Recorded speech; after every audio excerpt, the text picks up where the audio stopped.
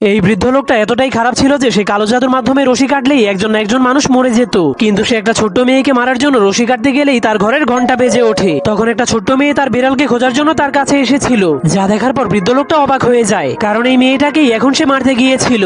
আর সেই ছবিতে দেখানো বিড়ালটাকে সে আগেই মেরে ফেলেছিল। কিন্তু মেয়েটা রুমের মধ্যে অনেকগুলো রশি দেখার পর সেই রুমের মধ্যে ঢুকে যায়, এরপর একটা রিমোট দিয়ে খেলতে শুরু করে দেয়, যার কারণে বৃদ্ধ লোকটার কালো জাদুর রশিগুলো এদিক ওদিক দৌড়াতে শুরু করে দেয়। কিন্তু বৃদ্ধ লোকটা যখনই ছোট্ট মেয়েটাকে মারার জন্য তার রশিটাকে কাটতে যায়, তখনই মেয়েটা রিমোটের সাহায্যে সেই রশিগুলোকেও দূরে সরিয়ে দেয়, যার কারণে বৃদ্ধ লোকটা রশির পিছনে দৌড়াতে দৌড়াতে অনেক ক্লান্ত হয়ে যায়। কিন্তু তখনই মেয়েটা পাশেই আরেকটা মেশিন দেখতে পায়। তখন সে মেশিনের কাছে গিয়ে মেশিনের সবগুলো বাটনকে চাপতে শুরু করে দেয়। ঠিক তখনই সে ওই মেশিনের মধ্যে তার মৃত বিড়ালের ছবিটাকেও দেখতে পায়, যা দেখার পর মেয়েটা বুঝতে পারে এই বৃদ্ধ লোকটাই কালো জাদু করে তার বিড়ালটাকে মেরে ফেলেছে। এর জন্য সে বৃদ্ধ লোকটার ছবিটাকে খুঁজে বের করে বৃদ্ধ লোকটাকে মেরে ফেলার ভয় দেখাতে শুরু করে দেয়, যা দেখার পর বৃদ্ধ লোকটা অনেক ভয় পেয়ে নিজের জীবন বাঁচানোর জন্য মেয়েটার বিড়ালটাকে কালো জাদু থেকে মুক্ত করে বাঁচিয়ে তোলে। তখন মেয়েটা তার বিড়ালের মেয়াও শুনতে পেয়ে অনেক খুশি হয়ে তার বিড়ালের কাছে চলে যায়, যার ফলে বৃদ্ধ লোকটা অনেক ভয় পেয়ে তার ছোট্ট কাছিটাকে ফেলে দেয়। এরপর অনেক বড় একটা কোড়াল নিয়ে বাহিরে চলে যায়, কিন্তু সে বাহিরে গিয়ে মানুষ মারার কাজ বাদ দিয়ে তার ঘরের সামনের ঘাস কাটতে শুরু করে দেয়।